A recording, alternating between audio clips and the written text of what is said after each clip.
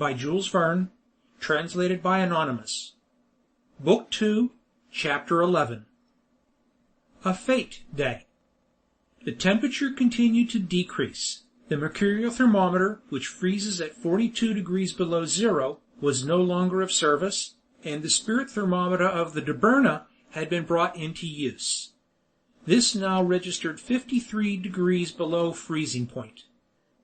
In the creek, where the two vessels had been moored for the winter, the elevation of the ice, in anticipation of which Lieutenant Procope had taken the precautionary measure of beveling, was going on slowly but irresistibly, and the tartan was upheaved 50 feet above the level of the Gallian Sea, while the schooner, as being lighter, had been raised to a still greater altitude. So irresistible was this gradual process of elevation, so utterly defying all human power to arrest, that the lieutenant began to feel very anxious as to the safety of his yacht. With the exception of the engine and the masts, everything had been cleared out and conveyed to shore, but in the event of a thaw it appeared that nothing short of a miracle could prevent the hull from being dashed to pieces, and then all the means of leaving the promontory would be gone. The Hansa, of course, would share a similar fate. In fact, it had already heeled over to such an extent as to render it quite dangerous for its obstinate owner, who, at the peril of his life, resolved that he would stay where he could watch over his all-precious cargo, though continually invoking curses on the ill fate of which he deemed himself the victim. There was, however, a stronger will than that of Isaac Hakkabut's.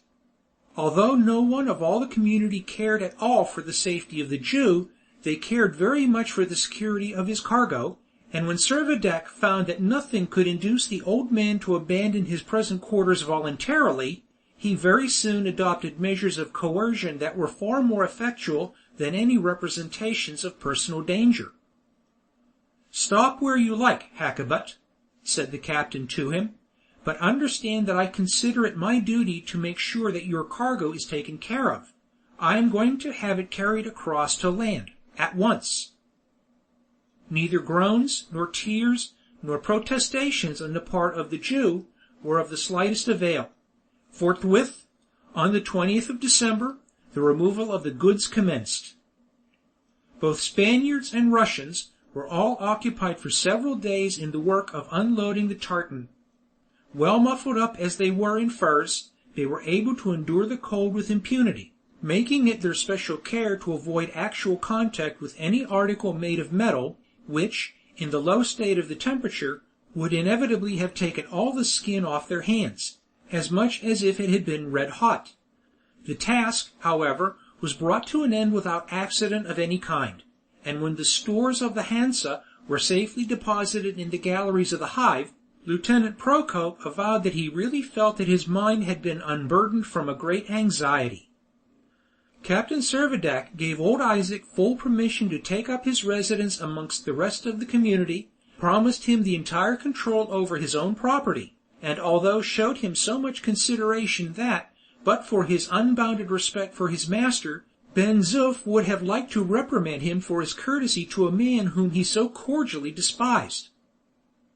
Although Hakkabut clamored most vehemently about his goods being carried off against his will, in his heart he was more than satisfied to see his property transferred to a place of safety, and delighted, moreover, to know that the transport had been effected without a farthing of expense to himself.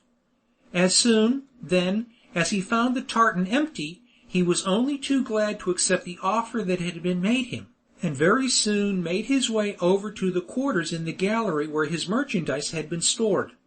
Here he lived day and night. He supplied himself with what little food he required from his own stock of provisions, a small spirit lamp sufficing to perform all the operations of his meagre cookery. Consequently all intercourse between himself and the rest of the inhabitants was entirely confined to business transactions, when the occasion required that some purchase should be made from his stock of commodities. Meanwhile, all the silver and gold of the colony was gradually finding its way to a double-locked drawer, of which the Jew most carefully guarded the key.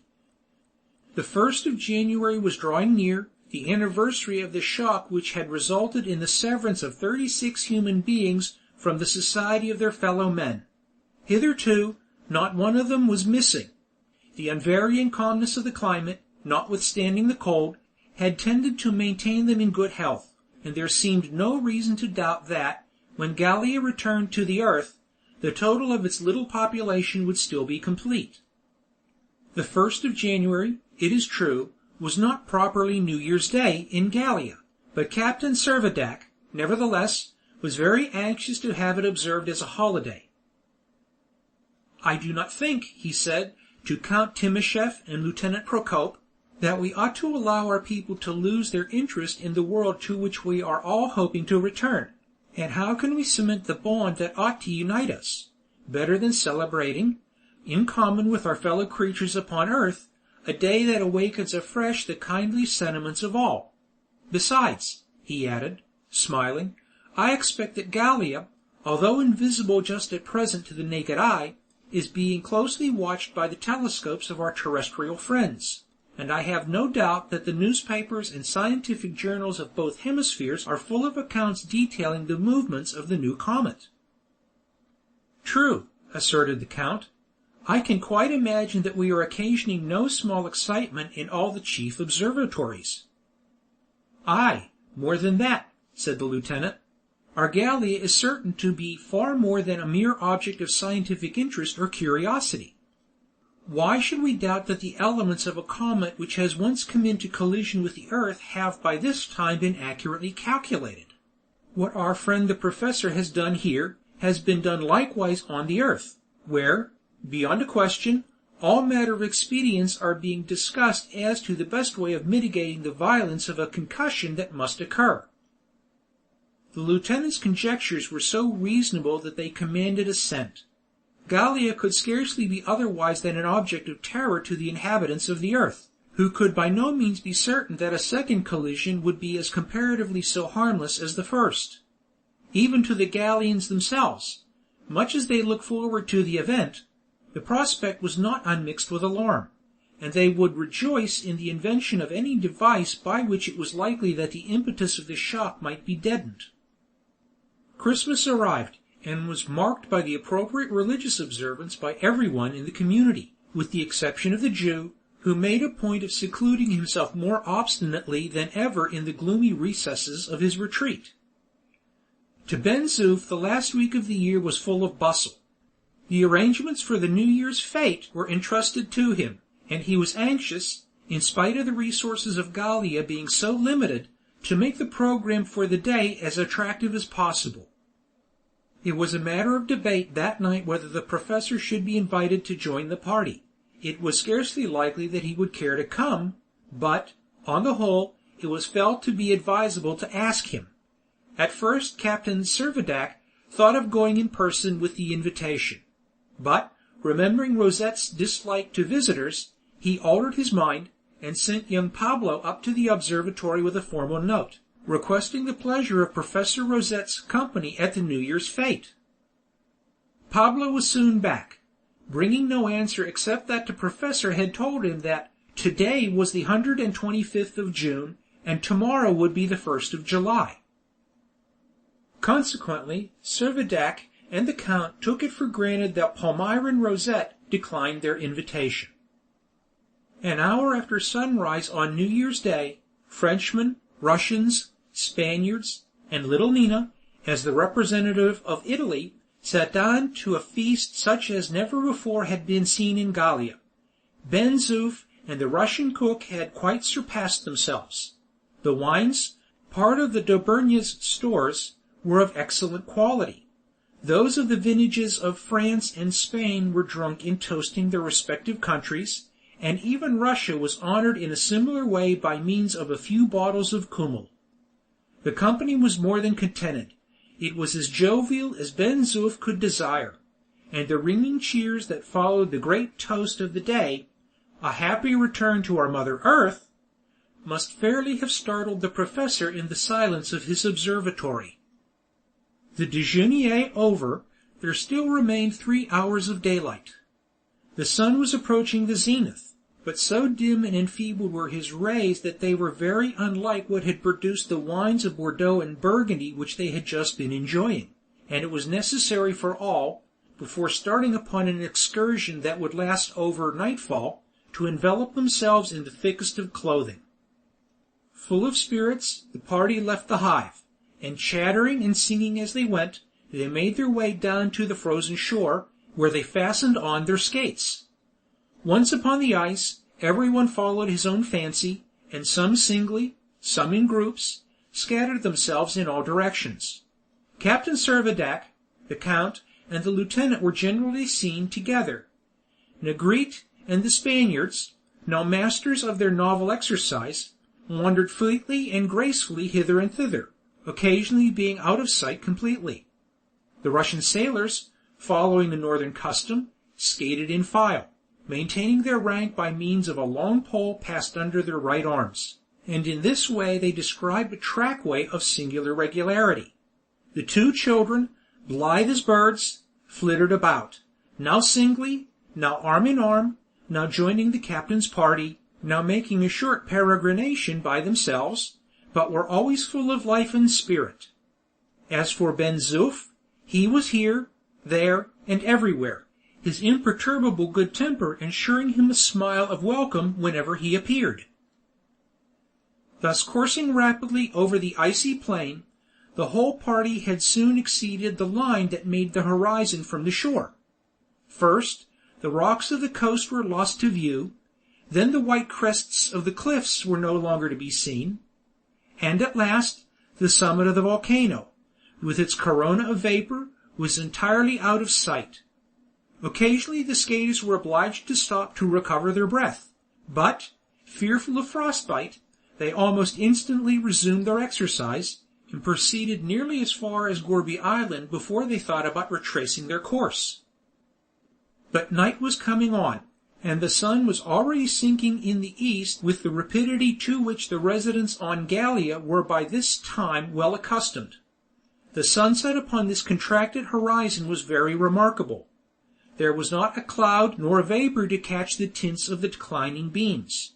The surface of the ice did not, as a liquid sea would, reflect the last green ray of light, but the radiant orb, enlarged by the effect of refraction, its circumference sharply defined against the sky, sank abruptly, as though a trap had been opened in the ice for its reception.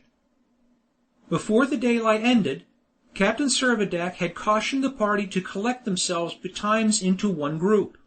"Unless you are sure of your whereabouts before dark," he said, "you will not find it after. We have come out like a party of skirmishers. Let us go back in full force." The night would be dark. Their moon was in conjunction, and would not be seen. The stars would only give something of that pale radiance which the poet Corneille had described.